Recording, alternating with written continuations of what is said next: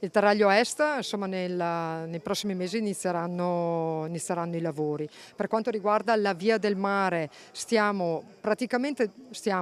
la parte tecnica sta definendo il progetto definitivo con l'acquisizione di tutte le osservazioni che sono state fatte e che sono state sostanzialmente accettate. Nel momento in cui si avrà il valore finale dell'importo, il concessionario, a cui è stata aggiudicato la concessione, dovrà dire se l'opera è bancabile oppure no. L'inaugurazione del Ponte Ottavi è stata anche l'occasione per fare il punto con l'assessore regionale ai lavori pubblici Elisa De Berti sulle altre infrastrutture viarie che interessano la Marca. Se per il Teraglio Est l'iter è completato e nei prossimi mesi partiranno i lavori per la Via del Mare, la superstrada a pagamento che dovrebbe collegare la A4 a Jesolo sul tracciato della Treviso Mare, dovrà essere il concessionario a valutare se a livello di risorse l'opera potrà essere realizzata. Il ricorso al TAR presentato dai comuni di Roncade, Monastier, Silea, Meulo e Fossalta di Piave è stato giudicato inammissibile.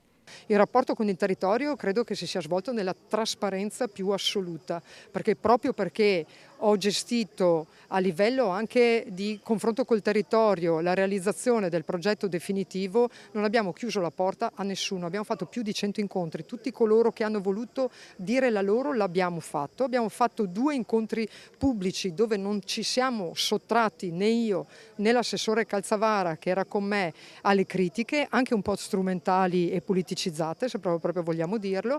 È un'infrastruttura che sicuramente è utile. Quello che è importante e che oggi è certo è che la bretella di Cortellazzo, con gli stanziamento della Regione di 50 milioni dalla rotonda della Frova fino a Cortellazzo, verrà realizzata. Veneto Strade sta facendo il progetto e poi la realizzerà. Per quanto riguarda il quarto lotto della tangenziale, che collegherà Postumia a Feltrina, è stata aggiudicata la progettazione. E poi una volta che si avrà l'importo, il ministro Salvini mi sembra che si sia già impegnato a Treviso per finanziare l'opera, quindi insomma non credo che ci saranno problemi.